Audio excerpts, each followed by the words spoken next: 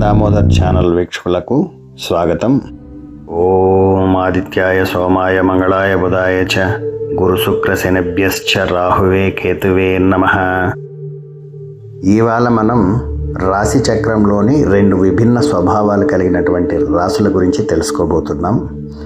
మేధస్సుతో మెరిసే మిథున రాశి, అలాగే మనసుతో ఆలోచించే కర్కాటక రాశి. వీరి వ్యక్తిత్వం ఎలా ఉంటుంది, రాబోయే మే నెల వీరికి ఎలాంటి ఫలితాలను ఇస్తుంది, అదృష్టం ఏ కోణం నుంచి వస్తుంది, ఆదాయం ఎలా ఉంది, ఖర్చులు ఎలా ఉంటాయి, అలాగే వీరి యొక్క ఆరోగ్యం ఎలా ఉంటుంది, అనుకున్న పనులు సకాలంలో పూర్తి చేసుకోగలుగుతారా వంటి విషయాలన్నీ కూడా మీకు వివరిస్తాను.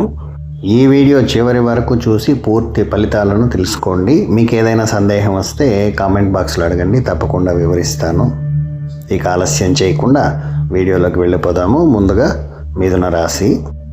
ఈ 2026 సంవత్సరంలో మే మాసమందు మిథున రాశి వారికి మిశ్రమ ఫలితాలు గోచరిస్తూ ఉన్నాయండి.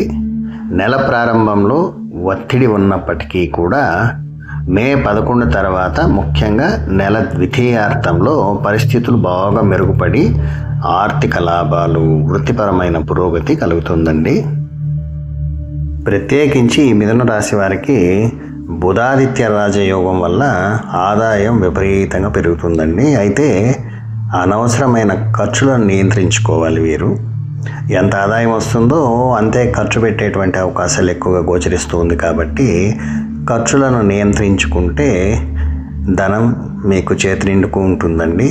అలాగే కార్యాలయాల్లో, అంటే మీ ఆఫీసుల్లో, మీరు వర్క్ చేసేటువంటి ప్లేసుల్లో పని ఒత్తిడి ఎక్కువగా ఉంటుంది. తోటి ఉద్యోగులతో విభేదాలు కూడా తెచ్చుకునేటువంటి అవకాశాలు ఉందండి. అంటే మీతో పాటు పనిచేసేటువంటి వారితో రకరకాలైనటువంటి సమస్యలను మీరే క్రియేట్ చేసుకొని ఏదో ఒక రూపేణ గొడవలకు వెళ్ళేటువంటి అవకాశాలు ఉంటుంది.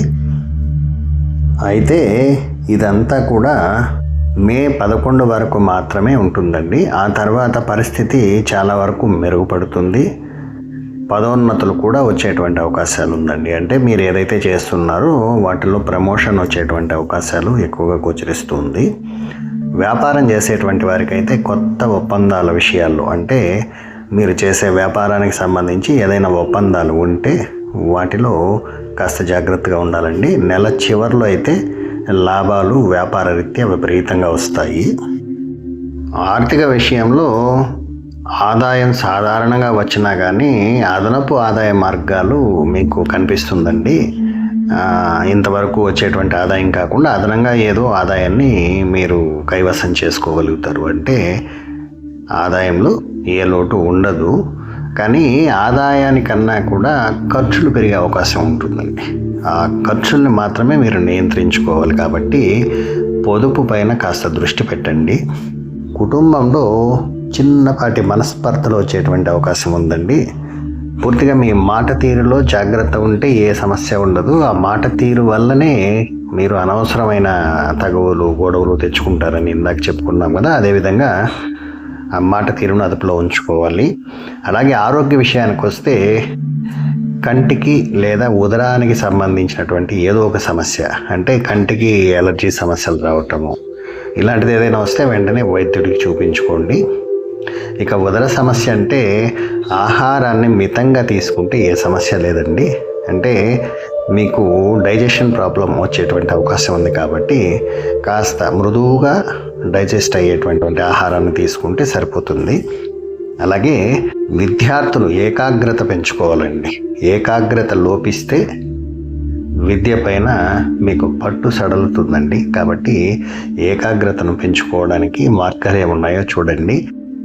ప్రేమ వ్యవహారాల్లో ఈ మాసం చివరిలో, అంటే మే మాసం చివరిలో కాస్త సానుకూల ఫలితాలు అయితే ఉంటాయండి.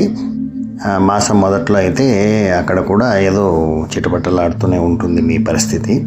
మొత్తం మీద ఈ రాశి అన్ని వర్గాల వారికి, అంటే వ్యవసాయదారులకు కావచ్చు, ఉద్యోగస్తులకు కావచ్చు, ఇంకా రాజకీయంలో ఉన్నటువంటి వారు, వ్యాపారస్తులందరికీ కూడా సాధారణమనే చెప్పాలండి ఈ మాసాన్ని. దీంతోపాటు బుధవారం విష్ణు సహస్రనామ పారాయణ కానీ లేదా వెంకటేశ్వర స్వామిని దర్శించుకోవడంతో ఈ మాసం మరి కాస్త అదృష్టం మీకు కలిసి వచ్చేటువంటి అవకాశం ఉందండి. ఒక మాటలో చెప్పాలంటే పొదుపు చేస్తే ఈ మాసం చాలా సుఖంగా ఉంటుందండి మీకు. తదుపరి కర్కాటక రాశి. ఈ రాశి వారికి మే మాసం పూర్తిగా ఆర్థికంగా అద్భుతమైన వృద్ధిని ఇస్తుందండి. సూర్యుడు 10వ ఇంట మే 11 తర్వాత కుజుడు వృత్తి స్థానంలో సంచరించడం వల్ల ఉద్యోగులకు మంచి ప్రమోషన్లు దొరుకుతుంది. అలాగే అధికారుల మద్దతు కూడా లభిస్తుందండి. ఆదాయం విపరీతంగా పెరుగుతుంది. చాలా వరకు ప్రతి వ్యాపారంలో కావచ్చు, లేదా ఉద్యోగస్తులకు, వ్యవసాయదారులకు, ప్రతి రంగంలో ఉన్న వారికి కూడా ఆర్థికంగా మంచి ప్రోత్సాహకరమైన అభివృద్ధి అయితే ఉంటుందండి. కుటుంబ వాతావరణం చక్కగా ఉంటుందండి, సంతోషంగా ఉంటుంది. ఆరోగ్య పరిస్థితి చాలా వరకు నిలకడగా ఉంటుందండి, ఏ ఇబ్బంది ఉండదు. పాత జబ్బులు ఏదైనా ఉంటే కూడా కుదుటపడి కాస్త ప్రశాంతంగా ఉంటుంది ఆరోగ్య విషయంలో. మే 15 వరకు సూర్యుడు, ఆపై కుజుడు వృత్తి స్థానంలో ఉండటం వల్ల పనిలో మంచి గుర్తింపు లభిస్తుంది మీకు. అలాగే కొత్త విషయాల్లో కూడా మీరు ప్రవేశించే అవకాశాలు ఉంది. వాటిలో కూడా ఆదాయాన్ని పొందేటువంటి అవకాశాలు ఉంటుంది. చాలా వరకు బాధ్యతలు పెరుగుతాయండి మీకు ఈ కాలంలో. బాధ్యతలు పెరిగే అవకాశం, అలాగే సీనియర్లతో సంబంధాలు బాగా మెరుగుపడుతుందండి.